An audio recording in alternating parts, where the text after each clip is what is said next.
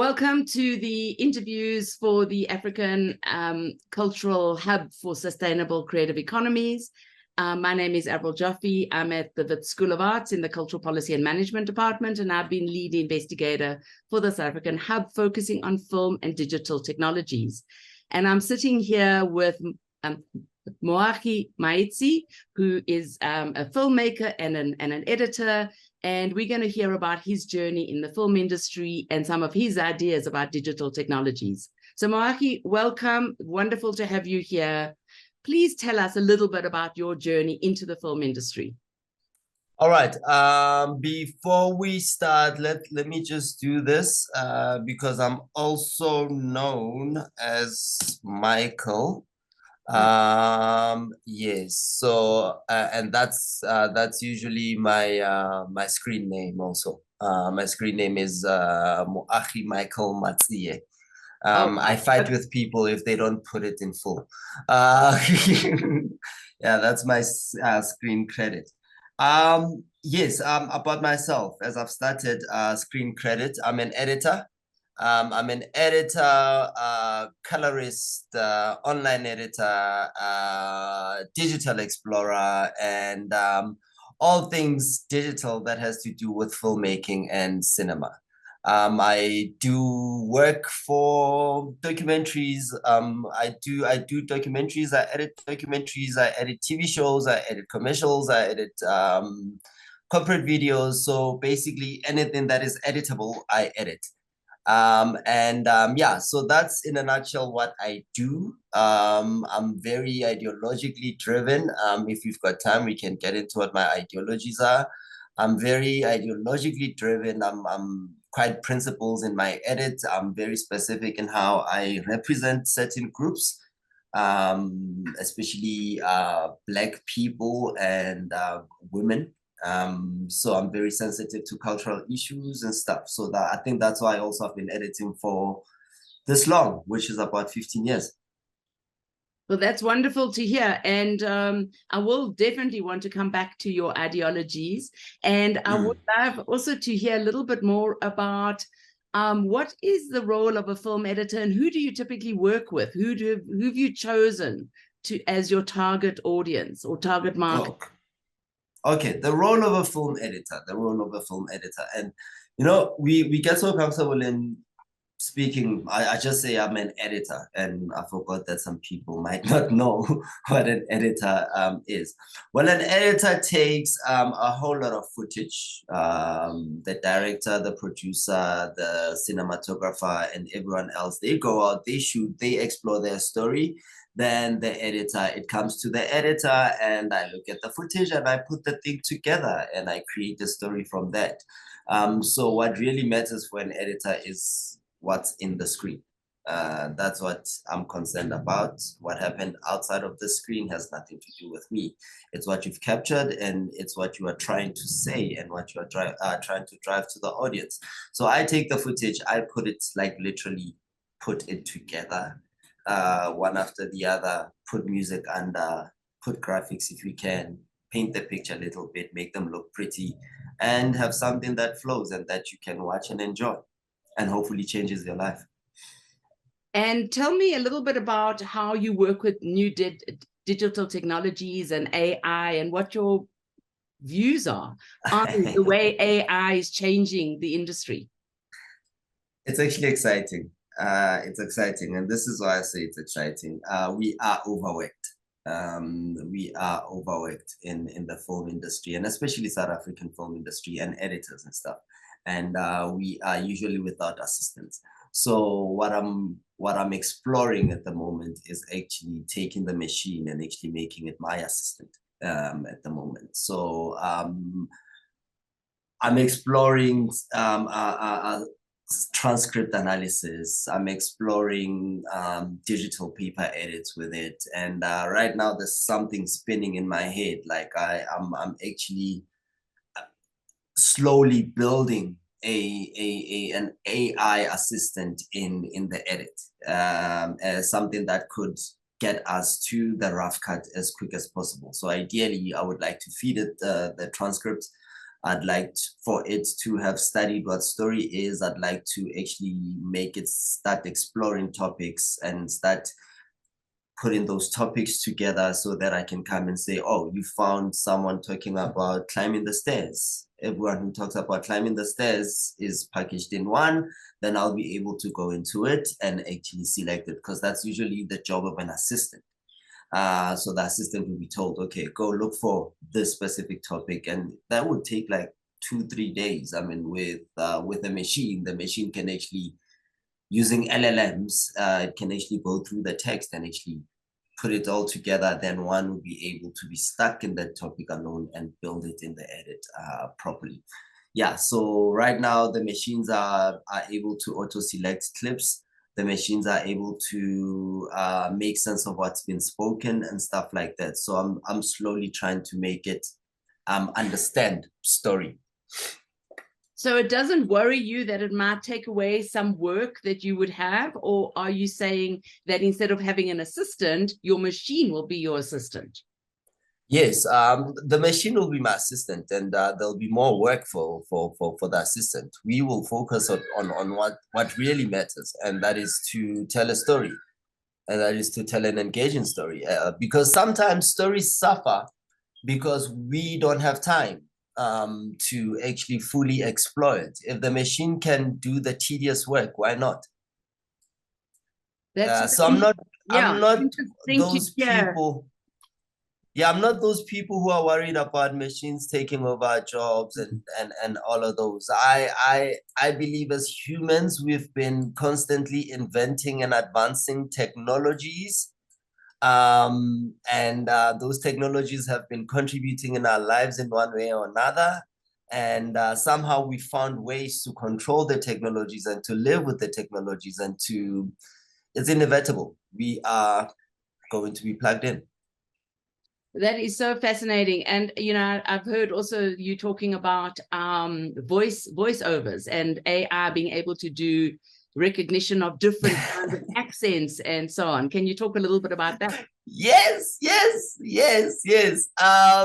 Okay, like you can actually train an AI to emulate your voice and emulate voices, and we feed it text and it will be able to actually give that same voice and run a voiceover.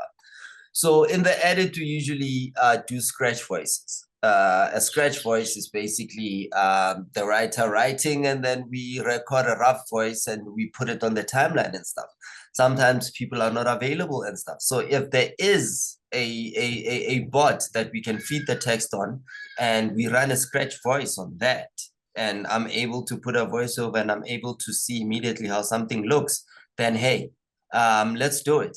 So that's what I've been also doing. And for very small jobs where people are not paying a premium amount, then that's when I'm also like able to use the AI simulated voice. So you can literally audition these voices that have been trained and find a voice that sounds good to you, and you use it as a voiceover, and they are actually starting to sound natural. And do they sound the same as a South African Black person speaking, or are these very generic, universal voices? They're quite generic. Yeah, they're quite generic, and they're quite universal. They're usually Brit and American, but there are two voices currently that are South African, but they are white South African. So that's where the sweet spot is, and that's where the opportunity is for African creators and African creatives and developers and stuff. We actually need to engage in a very broad mission of training our LLMs and training. So I think what's missing and where the opportunity is actually training our bots and training our aliens. I call them aliens. Training our aliens, because what's going to happen again is going to be colonialism 2.0, where the machines right now are quite racist. they understand they've got a Western ideology and a Western perspective. So where the gap is for us is to actually train our LLMs and our stuff. And this is why, like, every transcript I do, every translation I get, I keep them now, so that when I get the opportunity to actually train some form of an LLM, I've got translations of Sesotho and Sezulu, and I've got voices and stuff. So I'm basically currently collecting material. So anyone who's listening out there and is building an LLM, please contact me so that we can try to see where we are heading, because it's gonna be colonialism 2.0. That's what I'm scared of. I'm not scared of my job being taken. I'm actually scared of colonialism 2.0. And this is going to happen through AI, and it's going to happen through the bots and the aliens. So we need to have our own aliens. We need to train our own bots. Our bots need to speak Sesotho. We don't need Google to come train a Sesotho speaking bot when we can have support to actually do that. Well, that is so wonderful to hear that you've already in front of the technology rather than just responding to it, but you're actually looking ahead around the technology. Yes, I don't like operating like that. I don't react to tech. I don't like reacting to tech. Like anything new, I knew GPTs from GPT-1.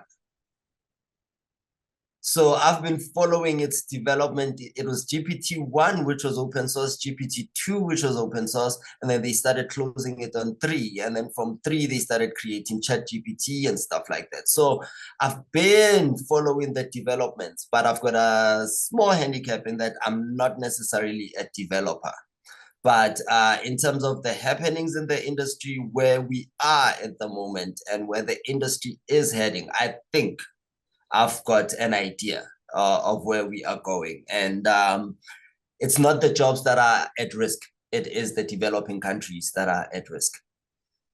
Fascinating. And just coming back to your core role in editing, is there a moment that you feel, given your time in the industry so far, that you feel this is exactly the kind of work I want to be doing forever? This is where I've made it. Yeah. Forever, no. I'm a vet. I'm a vetsy. I'm not a one thing person. Like, fortunately and unfortunately, that's the institution I grew up in, where we're on the edge. You are never comfortable. You're never comfortable. So don't be comfortable. But I am quite happy with my path in being an editor, and how I'm approaching my work now, and I can see my growth. I can see my strong sense of like story approach and story understanding, and I can most of the time feel sensitivity. And this is when I actually realized that I've arrived. Where you are uninspired, you are tired, or whatever you may be, you sit and you start working. And when you work, these ideas just come, and you just see yourself doing stuff, and you look at it, you're like, whoa, okay, how did I get to that? It's not luck. It's practice. I've been practicing. I've been working on this thing. So it has become second nature. And that's why when I just submit myself to it, I'm able to then create what I like, and that instinct of knowing that, okay, I dig it. They're gonna dig it. They're gonna like it. The director's gonna like it. The viewer's gonna like it, to a point where I'm even anticipating, okay, this is gonna make Twitter hashtags. People are gonna comment on this. Just don't worry. Let's keep it in. Let's make it trend a little bit. This is gonna do that. This is gonna make people feel this way.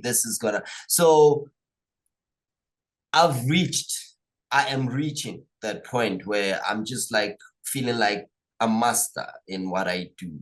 But I don't want to be comfortable. So that's why I'm now saying, okay, where is TV going? Where is cinema going? How can we flip it? How can we bend it now? I'm exploring projection mapping at the moment. Exploring generative art. So I think I'm gonna slowly move away from the TV and into the galleries. And obviously from the galleries, it becomes pop. So not with me, but with whoever's gonna pick it up and whatever. But I'm now wanting to now go back into research now and actually see and craft a path of cinema, because it's a and film, because it's a very young art. It's the youngest of all. It was born in the 90s, in the 19s. So because of that, I feel that one can also contribute in its advancement, and one can contribute in how it moves forward. So I'm slowly moving back to research now, and exploring all these new technologies, exploring robots helping you in making films, exploring artwork making itself, exploring my influences, our influences, individuals, and how we are going to actually influence these machines to actually tell this story, and how are we going to now be able to watch something that is co-created by a human and a machine and still be emotionally connected, and still recognize the human artist in the work.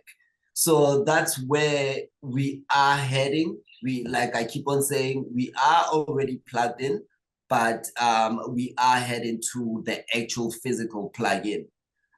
So it's inevitable.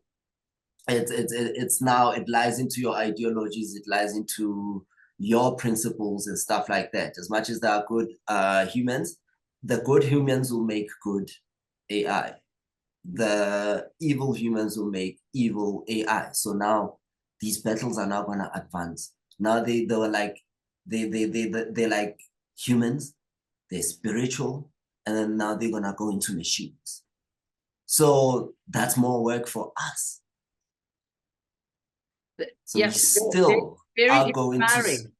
I think any young person listening to you now is going to pick up a lot of really good insights about, number one, never sitting comfortably. Number two, always being on the edge, researching, exploring, being a lifelong learner of life. But are there any particular things you would want a young person who's listening to this, who's coming in to be a film editor, that you would advise them? Listen. Listen. I can't stress that enough. Listen to people. Listen to how people speak. Listen to how they look at things, and be empathetic. Understand humans, because if you don't understand humans, you're gonna suffer. You are going to suffer in editing, in storytelling in general. So to a young person who wants to come into this game, into this so-called industry and stuff, it's not glamorous. Let's start there. It's not glamorous. It's a lot of hard work. It's hard work, obviously, and also you need to be a perpetual learner. Don't arrive at a point where you think you know, because those who know actually suffer, because they don't have that ability to stretch. So be nimble enough to be able to stretch, learn new things, constantly keep on learning. And TikTok shots, Instagram stories and stuff, those are not editing. Editing is an art. It is a very serious art. It is both artistic and also scientific. So don't come in and thinking you're just gonna win yourself through. If you are coming in with that attitude, you are going to be at the bottom of the food chain of editors. You're gonna be that editor that can be replaced. But if you want to be irreplaceable, read more, understand humans, understand story, keep on learning, know the technology you are using, be a resource to yourself and to those who are working with you.